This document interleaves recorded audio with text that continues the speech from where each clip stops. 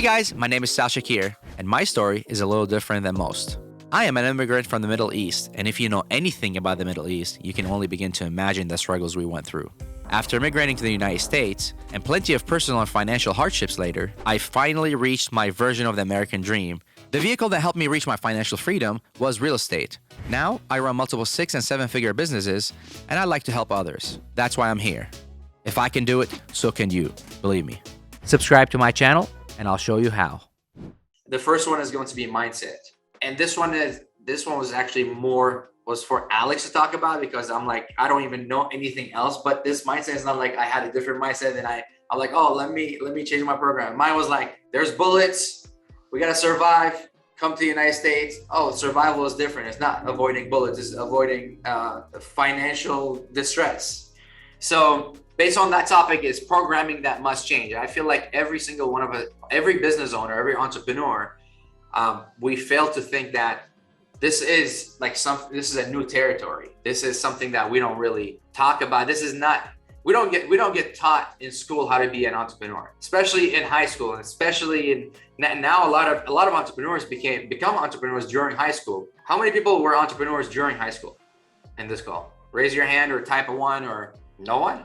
No entrepreneurs during high school. You guys didn't flip shoes or flip anything, like you didn't hustle. Okay, Joey, really? No one else?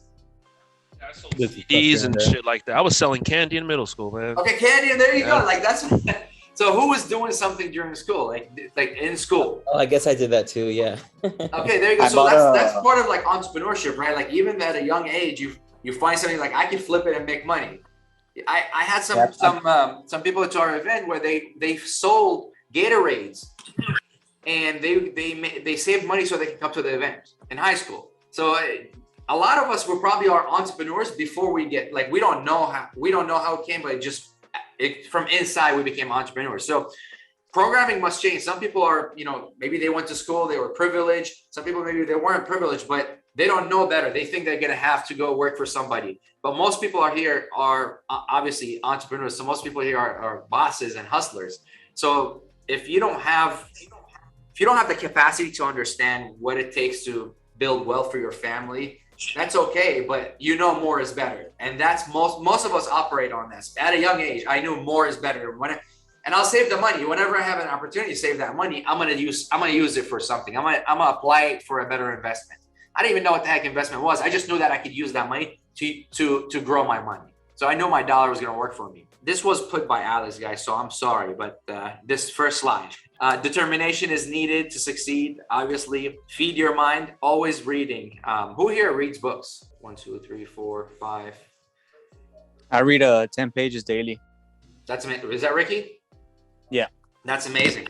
All right, what kind of books do you guys read? Is it mindset books? Is it knowledge books? Like 1 + 1 is 2? All mindset, and some of them are more specific with real estate, but mainly mindset for me. So reading books is always good. One of my favorite books, by the way, guys, it's not T. Harv Eker, Secrets of the Millionaire Mind, one of my favorite books. But another book that I love is Outwitting the Devil. That's like one of my favorite books. Mm-hmm. Outwitting the Devil by far will disrupt your world if you read that book. But obviously, Secrets of the Millionaire Mind is a phenomenal book. The first version of that book, which that was the first book I ever read, was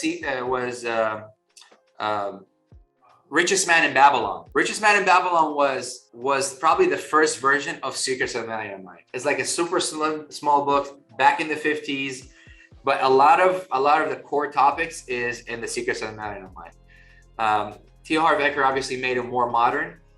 I don't know if it's confirmed or not, but to me, I think he read that book and made his book.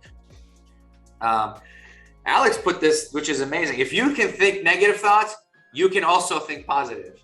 You guys knew Alex wrote this.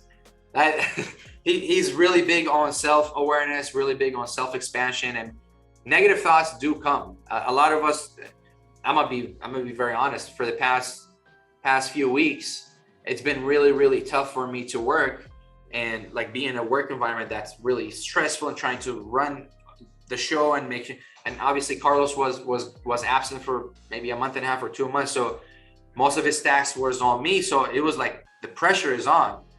So when I go home, I can't even turn off. Like I can't even turn that 100 miles per hour speed off. So can't even enjoy being home or my son running to me. And like, it's a beautiful, you hug him and like, it's a beautiful feeling, but you can't be really there 100%. So, and then you're like thinking of survival, thinking like, oh, what about this? Like, did I forget about this task? What about this? Like, you feel like things are running away and there's no security. And that can happen, honestly. Like how many of you guys really operate where things, it's all butterflies and rainbows. And when there's one bad thing that happens, all of a sudden, all the negative thoughts hits. Everything negative that you probably suppressed for like a week or a month or 2 or 6 months, it all hits you at once. By the way, we're going to cover some things moving forward, but I think what it is right now, you're in the hustler mode right now. You're not in the true CEO mode where you can have people or process in place. But this is like one of the most important time that you're in right now. It's okay that you're not doing good at it. That's not a problem, because guess what? When it's time to have someone to replace that role, like you're tired of cold calling or you're tired of being an acquisition manager because number one, it could be you're not good at it. Number two, it could be that you just don't enjoy doing that. And most times, like something you're not good at, you don't enjoy, like you're forcing it. But believe it or not, whatever you're like adding on right now, this is something that is teaching you things that what you shouldn't do. This is teaching you what to expect. So when you're bringing someone in your place and hiring them, you know exactly where they're going to go through and where they can improve on the things that you don't know how to do. But at least you walk that shoe. Because if you're not walking in those shoes and put someone in place, you don't know what to expect. Your expectations are unrealistic. Your goals are scattered. Like even for them, you don't know how to set goals for them. Yeah. So I think it's important, even though it's not working out, that's okay. But at least understand what you're good at, what you're not good at. I would take it as a learning experience where you see what you're good at and what you're not good at. You might be good at disposition. You might be good at pulling the data. You might be good at cold calling. You might be at some aspects of the company where that's where you thrive in. But how are you gonna know without really trying it out? So now I know that you're saying that you're not good at acquisition, from what I understand. I'm good enough to make a living. I'm not good enough to scale it, basically. So you're not good at the close. That's what it means. Yeah. So you're good at following up, building rapport, but you're not a closer.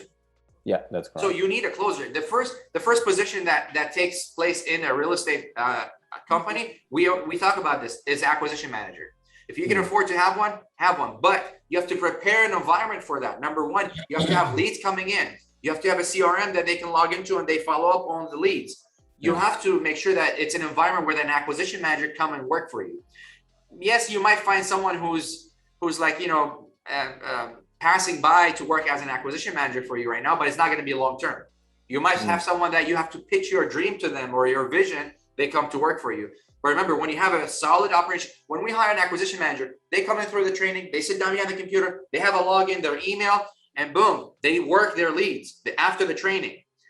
But if you don't have that in place, you have to really start like prepping them on your vision, what you have for the company. This is what we're going to do. This is what we're not going to do. But at least by going through what you're doing right now, you have some kind of manual that you have for your mental manual for yourself. And to help furthermore for that, the Elite Drive have all the documents, all the SOPs, everything that to expect, how to hire, what to set up, what to do. Most of the time, it's the same systems you're using, is just put together in a better manner. Can I throw something there, Saul? Absolutely. If we're on the point of mindset, I'm not sure who that was talking because I'm driving. Yeah. But first and foremost, don't ever say again, I'm not good enough. Because that'll stick in your mind subconsciously. Say I'm not to the point yet, or I'm getting to the point where I can scale. But don't ever say I'm not good enough, because that's what you're subconsciously telling yourself. Absolutely. If you look at so the third slide is overcoming challenges. The first one I have is, if he or she can do it, then I can do it better. That's literally all someone needs. Like the only mindset you want to have. If someone did it, I can do it better. It's as simple as that. And if you've seen some successful, Shane, by the way, thank you for that, because that's something really big that we fail to understand. We look at some successful people like driving nice cars or like They have like these flashy things. They were like, they must have something we don't have, or they know something we don't know. They just executed on some things and focused on them more than we have. Or they put the right people in place more than we have.